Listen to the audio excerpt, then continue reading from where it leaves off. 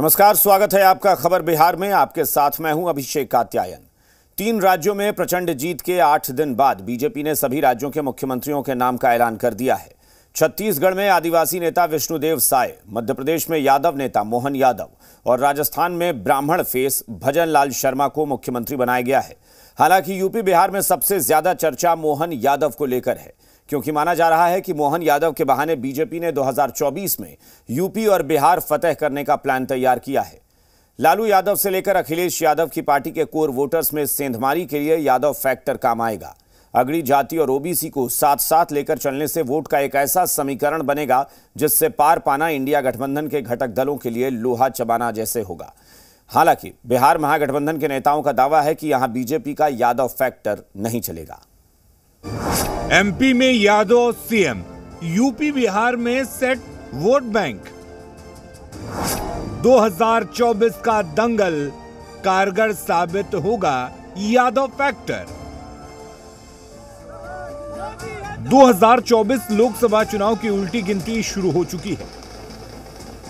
सत्ता के सेमीफाइनल में बीजेपी ने प्रचंड जीत दर्ज की, जिसके बाद बीजेपी ने छत्तीसगढ़ से लेकर मध्य प्रदेश और राजस्थान तक चौंकाया। सभी प्रदेश में मुख्यमंत्री बदल गए। मध्य प्रदेश में मोहन यादव को कमान सौंपी गई। बीजेपी ने मोहन यादव के बहाने लोकसभा चुनाव को लेकर ऐसा दांव चला जिससे यूपी बिहार में बड़े वोट बैंक को आसानी से साधा जा सके। यादव फैक्टर की वजह से बिहार में लालू यादव की पार्टी सबसे मजबूत है। यही हाल उत्तर प्रदेश में अखिलेश यादव की पार्टी का है। ऐसे में मोहन यादव के बहाने बीजेपी ने यादवों को अपने पाले में करने का प्लान बनाया है। यह ऐसा फैक्टर है जिसका लोकसभा चुनाव में असर दिख सकता है। लोकसभा चुनाव में सबसे पहले सीटों का गणित समझिए। उत्तर प्रदेश में 80 सीट है, बिहार में 40 सीट है, मध्य प्रदेश में 29 सीट हैं, यूपी बिहार एमपी में कुल 149 सीट हैं। लोकसभा की 543 सीट में 149 सीट करीब 1/3 है, जो कि बहुमत की राह आसान बना सकता है। अब यादव मुख्यमंत्री बनाने का इन तीनों राज्यों में बीजेपी को कैसे माइलेज मिलेगा, ये समझना आसान है। बिहार में मौजूदा वक्त में लालू यादव की पार्टी आरजेडी सबसे बड़ी पार्टी है। आरजेडी के कोर वोटर्स यादव हैं। उत्तर प्रदेश में मुख्य विपक्षी अखिलेश यादव की पार्टी समाजवादी पार्टी है। समाजवादी पार्टी के भी कोर वोटर्स यादव ही हैं। मध्य प्रदेश में ओबीसी वोट बैंक निर्णायक स्थिति में है। लेकिन सवाल यही है कि मोहन यादव के बहाने बिहार से लेकर यूपी तक को कैसे साधा जा सकता है। इसे समझने के लिए यादवों और ओबीसी की आबादी को समझना जरूरी है। बिहार में कुल 13 करोड़ से अधिक आबादी है। बिहार में सबसे ज्यादा 63% ओबीसी की आबादी है। यादवों की आबादी बिहार में 14% से अधिक है। उत्तर प्रदेश में ओबीसी 52% है, जबकि 10% के आसपास यादव है। यानी यूपी में ओबीसी आबादी में करीब 20% यादव है। बिहार में इसका असर कहां से दिखेगा? यहाँ पहले से स्थापित हम लोग के नेता, सर्वमान्य नेता हैं तेजस्वी जी, और यहाँ पर पहले प्रयोग नहीं किया है लोग। पहले भी तो कई लोग प्रयोग कर चुका है, लेकिन कभी सफल हुआ है? सबको लेकर चलने की जो तौर तरीका दुनिया को दिखाने का काम किया है, वो आपसे हमसे छिपा हुआ नहीं है। वो लोग हैं, कभी कोई कुछ कार्ड खेलते हैं, कभी कुछ कार्ड खेलते हैं। मैं उधर नहीं जाना चाहता हूं, क्योंकि उनके बारे में देश जान चुका है। कब किसको बनाए उससे मेरा लेना देना नहीं है, क्योंकि वो किसी के नहीं है, ये सब जानता है। मतलब इससे क्या फर्क पड़ेगा? बीजेपी मतलब की जो मानसिकता है, जो उसका पारंपरिक कार्य शैली है उनकी, वह तो साइंटिफिक है ही नहीं। और वह या तो वोट के लिए धर्म का दुरुपयोग करने की कोशिश करते हैं, धर्म का नाम लेते हैं, और अब जाति का भी नाम वोट के लिए ही लेने लगे।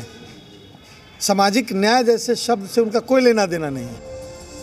और यही वजह है राजनीति के जानकार मानते हैं कि लोकसभा चुनाव 2024 में यादव फैक्टर बड़ा कारगर साबित हो सकता है। का साथ सबके विकास वाले लोग हैं।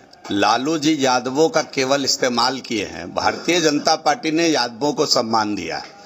आज आप देख लीजिए कि यादव सांसद बिहार में किसके पास सबसे ज्यादा है।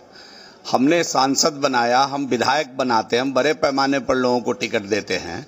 सबका साथ सबके विकास की बात करने वाले लोग हैं। हम लोग किसी समीकरण में विश्वास नहीं करते हैं। हालांकि जेडीयू का मानना है कि नीतीश कुमार के जातीय सर्वे के बाद बीजेपी पर दबाव है। यही वजह है कि छत्तीसगढ़ में आदिवासी और मध्य प्रदेश में यादव नेता को मुख्यमंत्री बनाया गया है, लेकिन 2024 में इसका कोई असर नहीं पड़ेगा। उसके बाद और भी कई सवाल जो सोशल एम्पावरमेंट के पिछड़ी वर्गों के थे, तो वैचारिक तौर पर हम सबसे आगे हैं और भारतीय जनता पार्टी भी हमारा पीछा करती दिखती है।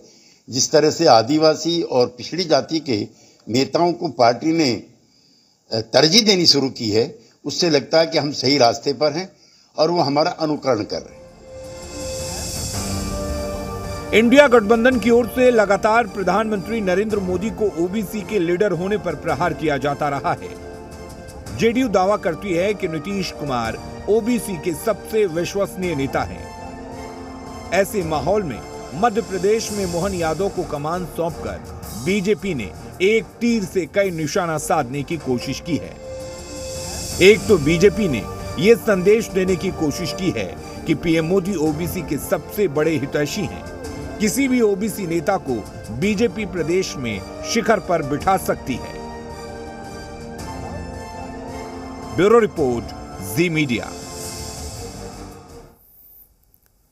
मध्य प्रदेश में मोहन यादव को कमान देने के बाद बिहार में सियासत गरमाई हुई है। सियासी गलियारों में इस बात पर बहस चल रही है कि बिहार में बीजेपी के यादव फैक्टर का कितना असर होगा, क्योंकि उत्तर प्रदेश और बिहार में यादवों की संख्या काफी अधिक है। किसी की भी सरकार बनाने में यादवों की भूमिका निर्णायक है। जेडीयू जहां एमपी के नए मुख्यमंत्री मोहन यादव के बहाने बीजेपी को घेर रही है, वहीं आरजेडी का दावा है कि लालू यादव और नीतीश कुमार से लड़ने के लिए बीजेपी ने अपना पैटर्न चेंज कर दिया है। पहले बीजेपी धर्म की राजनीति करती थी, अब भ्रम की राजनीति कर रही है। वहीं कांग्रेस का दावा है कि बीजेपी का यह प्रयोग नाकाम रहेगा। अमित शाह जी को बिहार के यादव से घृणा, मध्य प्रदेश के वैसे यादव का चुनाव किया जिस व्यक्ति ने मां सीता को कहा कि यह तलाकशुदा है, मां सीता जगत जननी को कहा कि आत्महत्या की है। नरेंद्र मोदी और अमित शाह का आशीर्वाद उसको प्राप्त होता है जो 7 फेरा लगाने वाले अपनी पत्नी को किए गए वायदे को पूरा नहीं करता हो। भारतीय जनता पार्टी के रीति और नीति में नहीं है पिछड़ों, अति पिछड़ों, अनुसूचित जाति, अनुसूचित जनजाति को सम्मान देना या उनको हक और अधिकार देना। क्योंकि भारतीय जनता पार्टी जो परसेप्शन की राजनीति खड़ा की है वो कहीं ना कहीं बिहार के ही साइड इफेक्ट का असर है। बिहार ने जिस तरह से जातीय गणना करा करके आंकड़ों के साथ जिसकी जितनी संख्या उसकी उतनी हिस्सेदारी तय की, जो समझ बनी कि अगर हमको इंडिया गठबंधन से लालू जी और नीतीश जी से, तेजस्वी जी से मुकाबला करना है तो हमको अपना पैटर्न चेंज करना होगा। भाजपा लाख बहाने कर ले, लाख उपाय कर ले, लेकिन बिहार की जनता इस बार ठगाने वाली नहीं है मोदी सरकार से। खासकर यादव कृष्ण के वंशज है, वो कंस के सीना पर चढ़ के देश को स्वतंत्र और समाज को स्वतंत्र किया है। इसीलिए कृष्ण के वंशज यादव लोग नरेंद्र मोदी के नीतियों को भी समाप्त देश में भी करेगा और बिहार में तो सवाल ही नहीं उठता कि भाजपा किसी सूरत में